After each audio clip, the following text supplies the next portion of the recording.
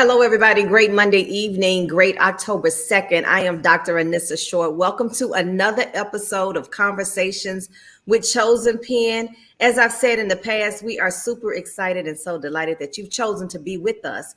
And let me just add this caveat. I don't know if I've ever said this before, but if you ever miss an episode, be sure to subscribe to the ChosenPen YouTube page because all of our broadcasts are automatically uploaded there. So join us live at 6 p.m. Eastern every Monday, or either follow us on ChosenPen via Facebook, or as I said before, subscribe to our YouTube page, and so you don't miss a thing. We are excited about the month of October. October is our childhood literacy theme. We are going to talk about the importance of childhood literacy. We have a lot of phenomenal authors and people who are advocates for children that are scheduled the entire month. And we're kicking this thing off with three phenomenal guests, and we're going to introduce them to you very shortly. But before we do, you have got to talk to, or meet, I should say, or hear from the visionary, Dr. Norma McLaughlin herself, better known as First Lady, as Lady Norma, as the CEO of ChosenPen. This platform is her vision. The themes are basically her vision, and we just make it happen. Dr. Norma, say hello to your guests and share what's on your heart. Hello, hello, hello. I am so excited to be with you today.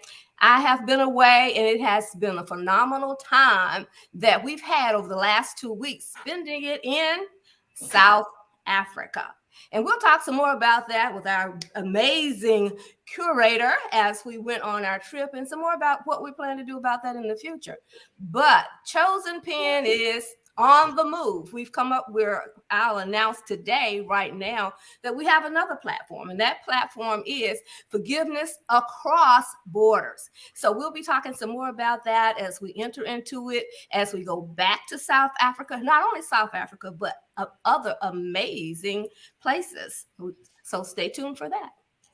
All right, Dr. Norma, you ready to talk to these phenomenal guests? We have, three smiling faces joining us to kick off this series of childhood literacy and the importance of that. And as Dr. Norma said, we are going to talk a lot about the trip to Africa. ChosenPen went to South Africa. We had a phenomenal time. Lives were impacted. And of course, as she said before, we'll talk more about the trip that is soon to come.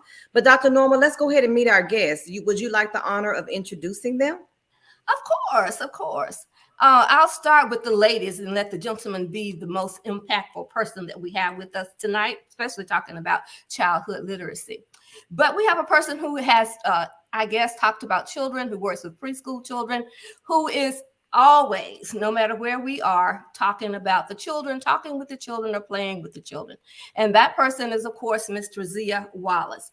She is the person that helps us most in ChosenPen. She tries to make sure that I keep them funds straight, which is not always the case that I can do.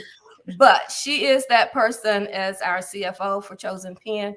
But she loves children, and she's always on task for them. And our other person that we have that's smiling, always talking about, don't forget about the children, is Dr. Carol Hairston. And she is an advocate for children. She always makes sure that we here at New Life, we here at ChosenPen, that always keep the children in mind. I love her dearly because she's always pushing, Norma, don't forget, you need to do this, you need to stand up, you need to say more, you need to be more impactful. So she is one of my big advocates, and I really love her for that. But she has a lot to say about children, and she will probably be part of our ambassador program for children when we go back to South Africa. But of course, now let me talk about my new friend, Mr. Nikko Toogood. He is the curator of Black Authors Matter TEDx. I met him a month or so ago, and only if it had to be a God thing. I don't know what else it could have been that I met him, and through him was able to be on the TEDx stage, which is, of course, for authors, the epitome of what we want to be. That's the last step as an author that you ever have to do.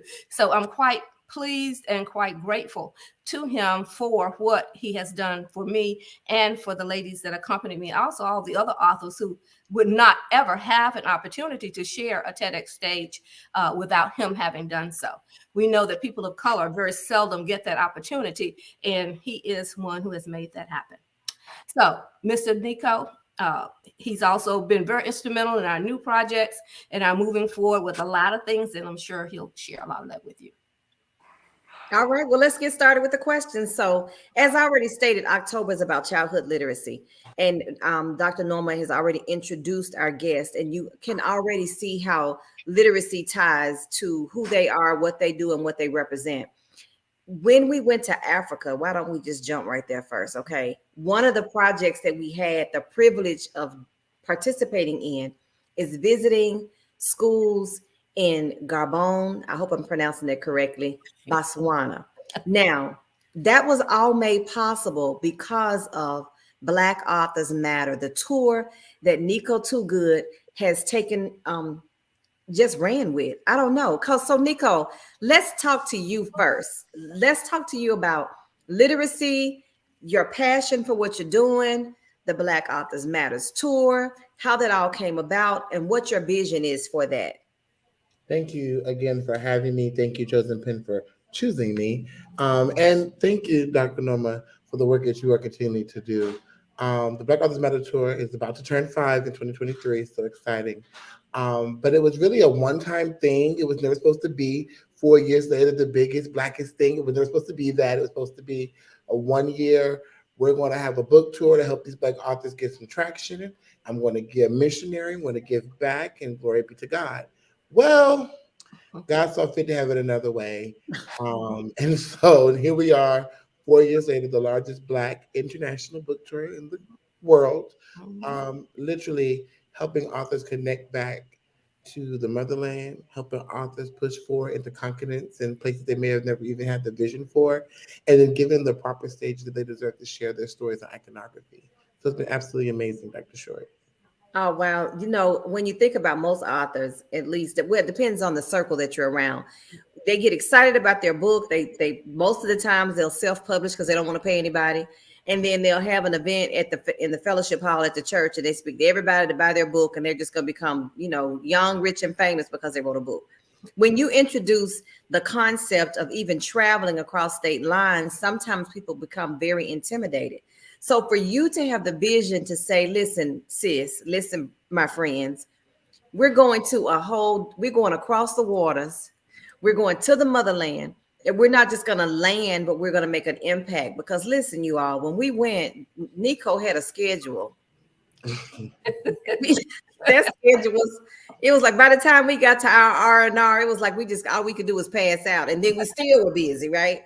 What made you think to take it international? Did you not want to just stay within the US, or was that too blasé? Honestly, it's very funny. I was talking to my operations manager about this. I actually have wrote Africa, Lagos, not South Africa, on the tour list last year. It just never came to be.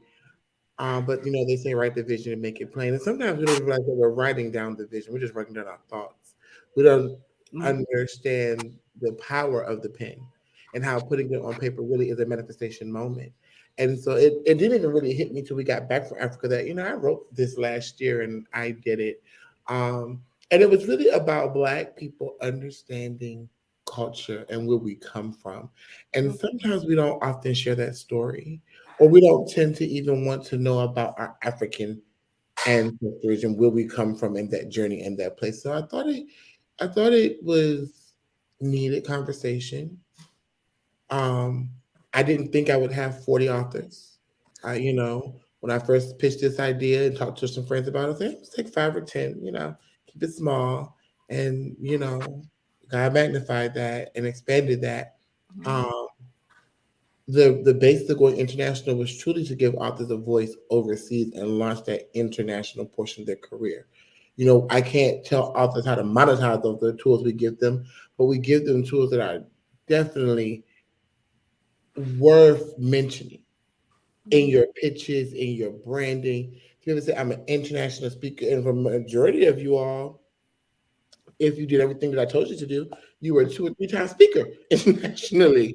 And so that is a blessing. And it's just really about giving authors the need to brand and the tools to be able to push forward in a productive manner. I love it. I loved it. I loved every minute of it. You said you only wanted 5 to 10 authors. It grew to 40, and then those 40 authors invited friends. And because of that, some of us who probably would not have been participating or attending had an opportunity to attend. I want to shift gears here and talk to one or two others who joined us when we went to South Africa. And Trazzia, let's talk with you because you have been very engaged in childhood education for a while as the director of a preschool. And because this particular opportunity to go to Africa, we actually work with students. We went to have conversations with children. How did that impact you as an educator yourself? Wow, it was so amazing. Before I became the director of the pre-K program, I taught my first year. I taught high school and middle school with First Lady as a TA, and then I went on to. I fell in love with teaching, so I went on to teach more, and I went on to become a teacher in the middle school program. So seeing the students in Botswana and Gabon, it was just absolutely it was just so overwhelming to see kids who really had the desire to not only read but to write. They wanted to tell their stories, Right. and that just with that alone just inspired me to want to do more to help them get their stories out there. That's awesome. I'm awesome, awesome. So, Carol, Dr. Hairston, let's redirect the conversation with you. The writing aspect. These students were in attention. They were waiting on us to arrive. They were very engaging, so very articulate. And it's obvious that the children want to begin writing their own books. Let's talk about that a little bit more. How did this trip, specifically with the children, what impression did it make on you? Well, I was just amazed how they were engaged. They were ready. They were listening to the authors. They were asking questions. We had uh, different authors that did the STEM program, computer science, and different things, and they asked those questions. And it just made me feel like, hey, we need to do more. And so right now I'm working on a project that we're going to do books for Botswana children, where we're going to challenge the churches here in Fayetteville and to give books so we can take them back to Botswana, to the high school that we were at, and present them to them, and a daycare we went to visit, the KGK, and just we want to be able to get books out there so they can have it, because it's not like here in the States there's books everywhere, all that. They don't have all that. So we want to make sure that we can leave a legacy for those kids and their future kids. And That's beautiful.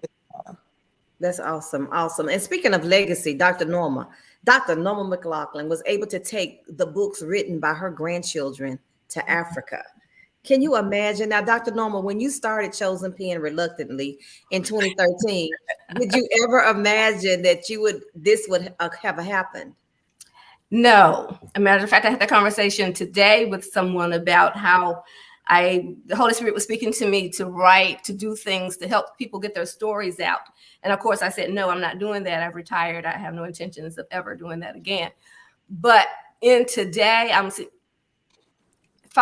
going to Africa, going to the schools, going to the children, to see the children, taking my grandchildren's books was such a fulfilling that I felt like, okay, I finally found where I'm supposed to be. I have found a newfound purpose in what the writing is all about.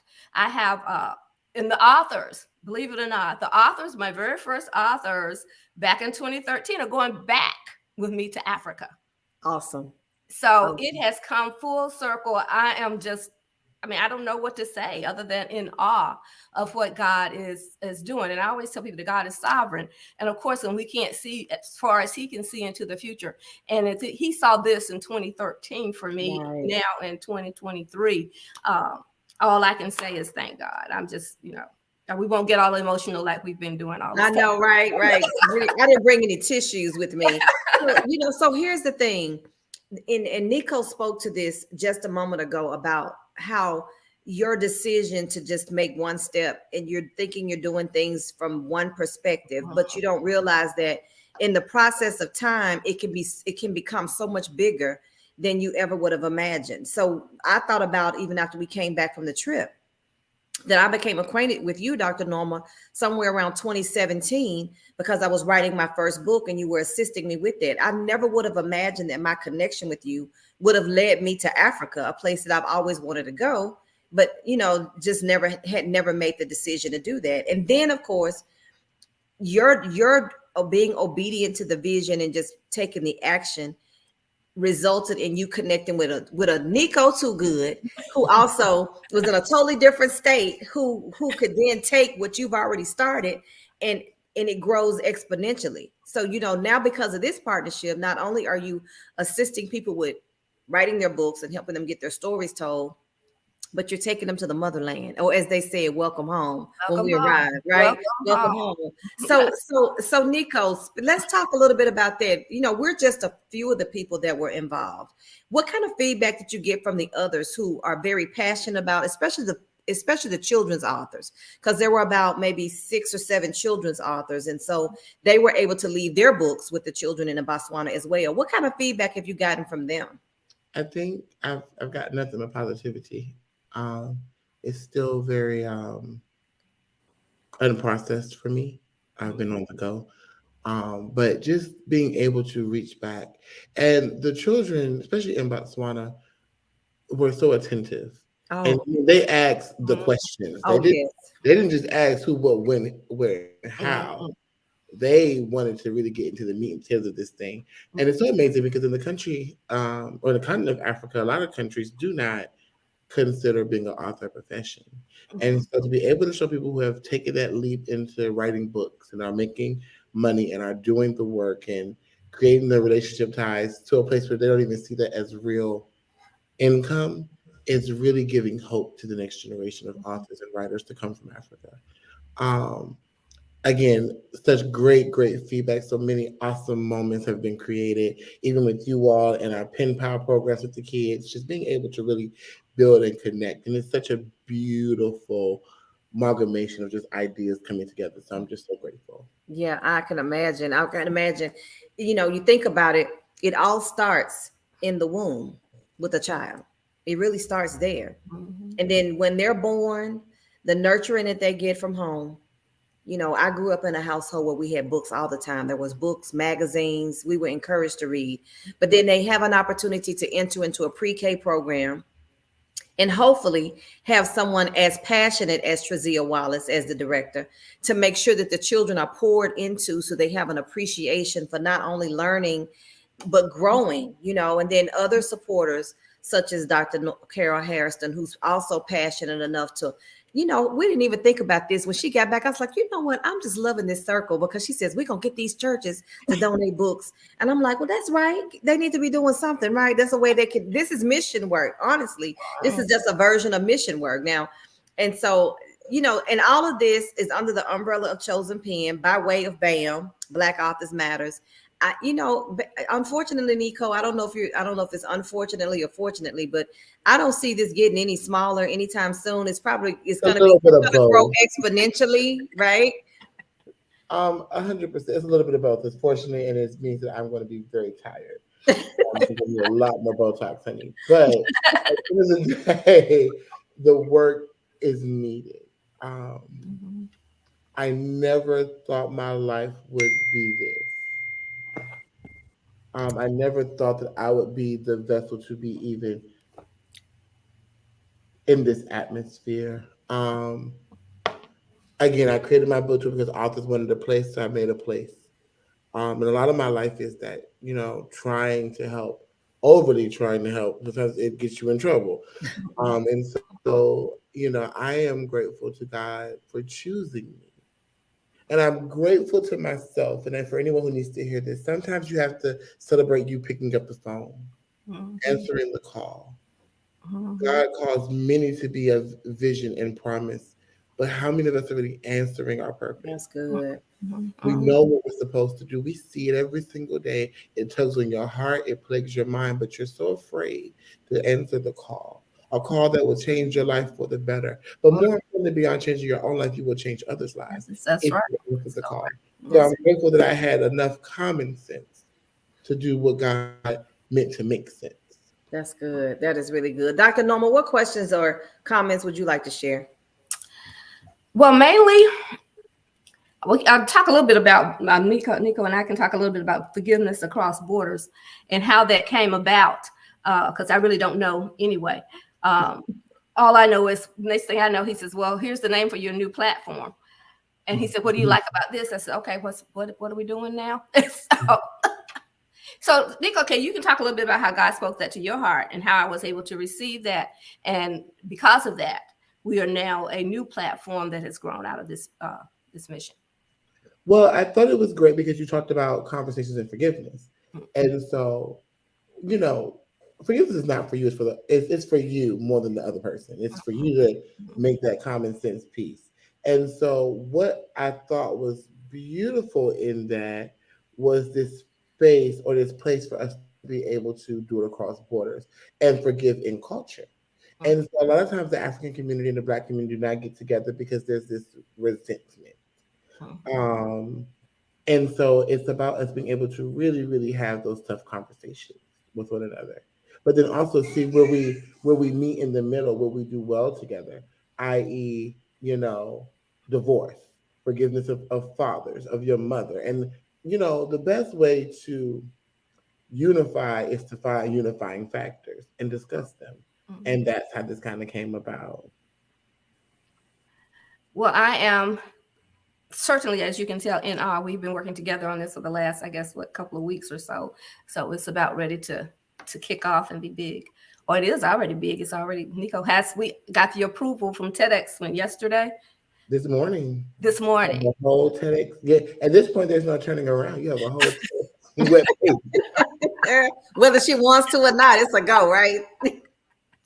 He sent me that. I said, what does this mean? Does this mean that I'm on the TEDx stage, TEDx platform? Again. That's exactly what it means. So here's the thing. Think about this. In Nikko, all of us can relate to this. The Dr. Norma spoke on a panel at the TEDx forum, and she made reference to forgiveness as her platform. And we talked about mental health and how the conversations were centered around mental health and how forgiveness is an integral part of that, the stability of one's mental health. Then everybody wanted to talk to Dr. Norma about forgiveness. It was like, I know I need to forgive my or I had this situation that happened and I need to talk with you more about how I can get through this and how I can work through the journey of forgiveness. And all of these conversations were being had. Meanwhile, Nikko was in his room going, forgiveness across borders. It's like everything just kind of. Honestly, to give you the honest story, I think that Lady Norma is absolutely fabulous. And so that's really where the fab part. And it was like, oh, you have these fabulous women. So we're going to bring these fabulous women. I was like, well, we can't call it the fab tour because they're fabulous women. It has to have some substance to it. I was like, oh, forgiveness across borders. Fab. And that's really how it came about. Right. Well, however it came about, right? So, and that's the beautiful thing. Lady Norma, tell us a little bit about some of the specifics that you have at present for those who are watching or who may be watching later. We know more information will be revealed and shared, but what can you share with us now? As far as March is concerned? Yes, ma'am. Forgiveness across borders will go back to South Africa, March 22nd, and we'll be in South Africa from the 22nd through March 1st. And we will be doing Botswana, or we'll start off in Johannesburg, Botswana, a couple of places there. But the whole point of that is, of course, we'll be doing some talking about forgiveness from the stage at the beginning. And part of that is I already have several people who are emailing and texting. I mean, I've got groups and all that already set up about forgiveness from people in Africa. So we're working on that. Mr. Nikko is setting up me some type of portal that I have to have that deals with that. So, but they text me every day and let me know when are we going to get started. So we're doing that. But that part is really real to me because I'll get an opportunity to go back and meet with them again, eat with them, dine with them, converse with them. As I said, I'm really, really excited about that.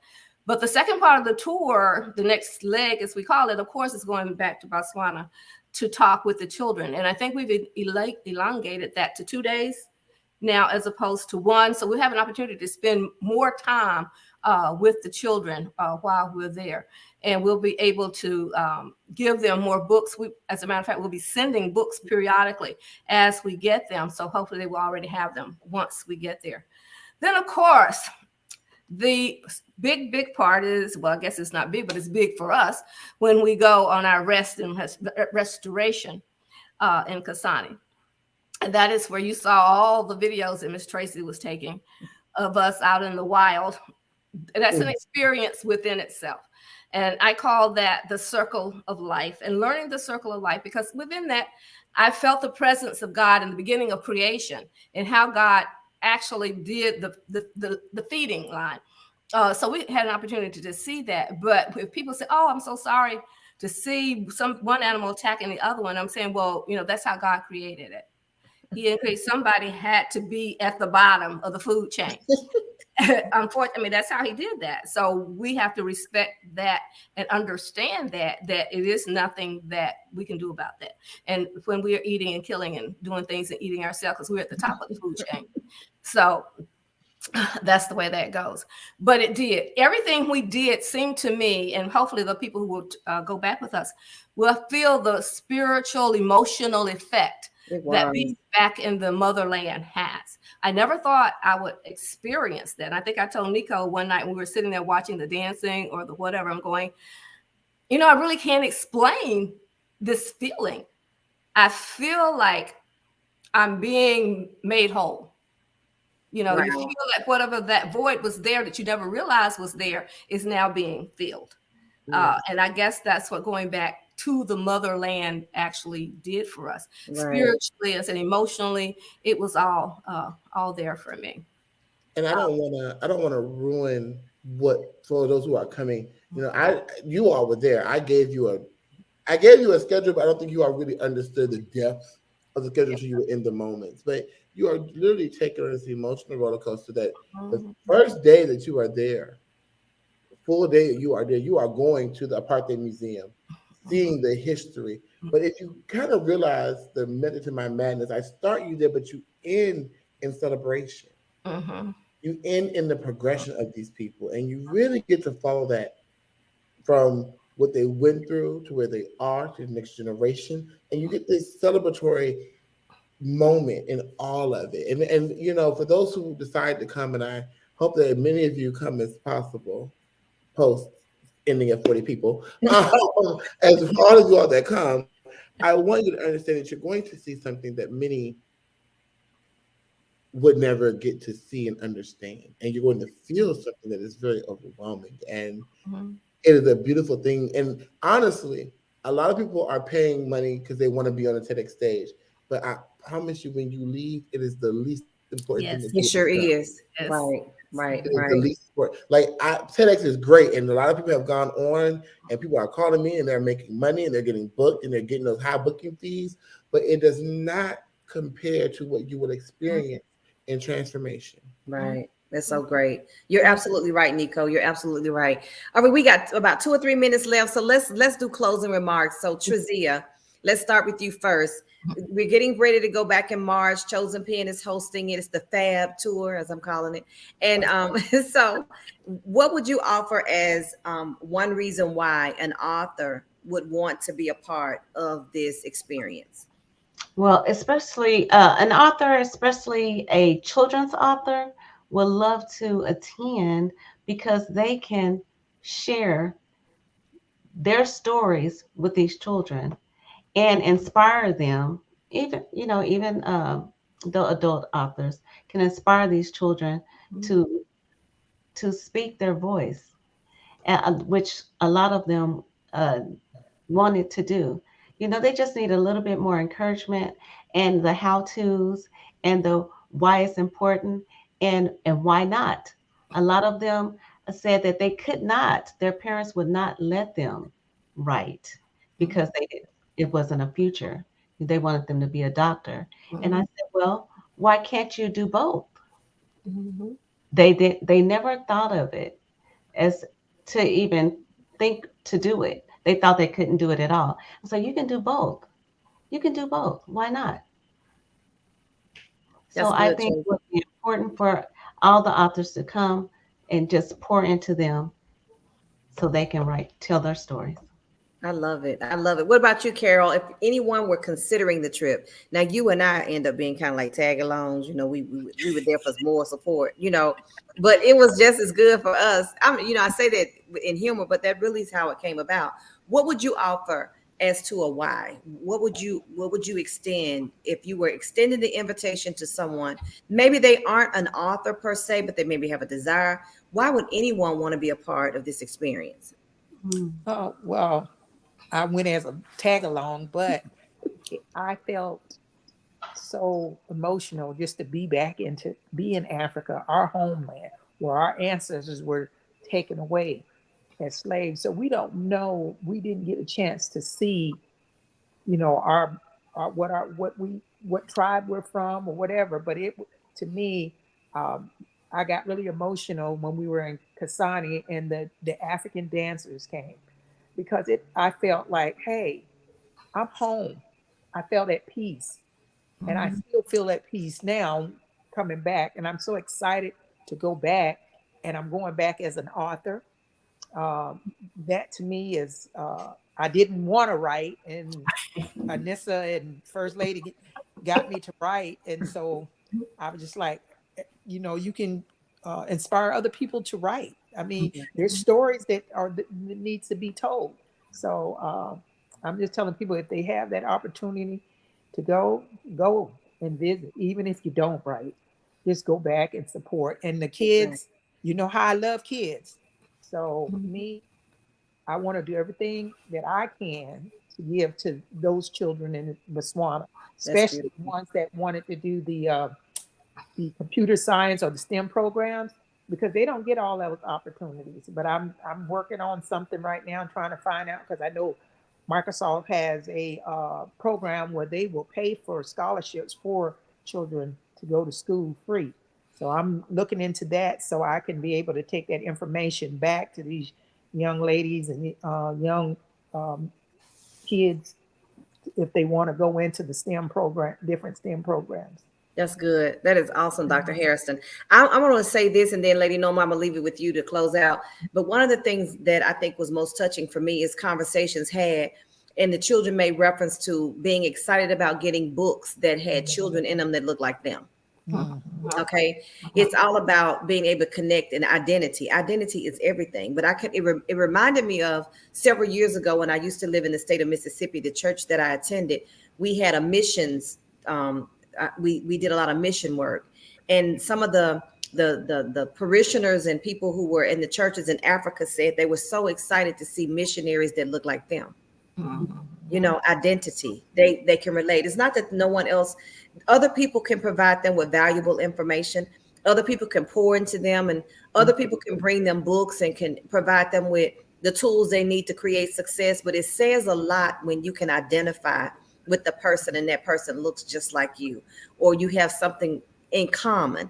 And that for me was like breathtaking. It was so surreal. A friend asked me today, what was it like? I was like, I can't even find the words to truly explain the whole experience. I just believe everyone should go. And my father told me, I didn't even know this prior to leaving. When I got back home, he says, I always wanted to go to Africa. Now I get to go to Africa, but I went through you. So you never know what impact you're making. Not only just your life is going to be benefited, but so many others. And that's what it's all about, really. Making an impact, leaving a legacy, and doing something to make someone else's life even the more enriched. Lady Norma, I bow out for you to close out with closing remarks. Okay, I see, Mr. Nikko, you are steadily doing something over there. What is it you want to say? I know it's something. No, I'm sorry. I got moving parts going on around me. Okay. I'm in transition. Okay. I'm still here. I'm listening. Give me 1 second. Okay. I don't know. Did you have anything else? I guess not. I'm still here. I just need 1 second. Okay. Okay. Well, we're giving Nikko 1 second. I just still want to say thank you to all of those of you who accompanied me. and going. I don't know how I would have made it alone, which was the initial plan for me to do. I think it took all of you to help me get through the process while I was there. So I want to publicly thank each of you for helping me in that manner. But I also want to encourage everyone, if you have an opportunity to go, if it even is not with us, however you go, to go. I think it's an experience that all of us would need to have, just to know who we are, where we came from. And as I said earlier, to fill that void that we never knew that we had, that longing that we probably never knew that we had. But when you're there and you see the dancing and you hear the singing, you hear the drums, all of that just has an impact on your life. And you start to feel that, oh, I am home. These things have been missing all this time, and I really didn't know it. Okay, Mr. Nikko, I'm gonna let you have your last word. One, thank you all, ladies, for coming. I truly enjoyed you. It's been an amazing experience, and so much more to come. For those who are considering coming and are battling with it, I challenge you to just do it. To get out of your head, step out of your way, and just do it. Sign up is the first step.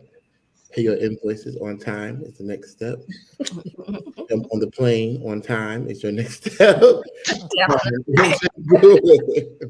understand that if it came across your desk, your computer, or your phone, that it's meant to be. Yes. That's awesome. That's awesome. And as it's meant to be, don't take it too long, because Mr. Nikko has already said we're only taking 40 people. And I think we may be getting close to that number already. I'm at 20 on my side. If you're 20 on your, oh gosh. Tracy, how many are we on our side? We have 12. Oh. Well, we got 8 coveted slots left. Look, as they say in the infomercials, act now. Act now. So if you're going, if you have intentions of going, please let us know, make your deposit, and let's get ready and get prepared. Forward, right. Well, that is it, you guys. Thank you so very much once again for chiming in on Conversations with ChosenPen. Mr. Nikko Toogood, thank you for being with us. Ms. Trazzia Wallace and Dr. Carol Hairston, thank you for saying yes to being our guest. Don't forget, join us again next Monday, 6 p.m. Eastern. We will be right here again. We have 2 more phenomenal authors as we continue our series on the importance of childhood literacy. Thank you again for hanging out with us. We look forward to seeing you on next Monday. Make it a great week.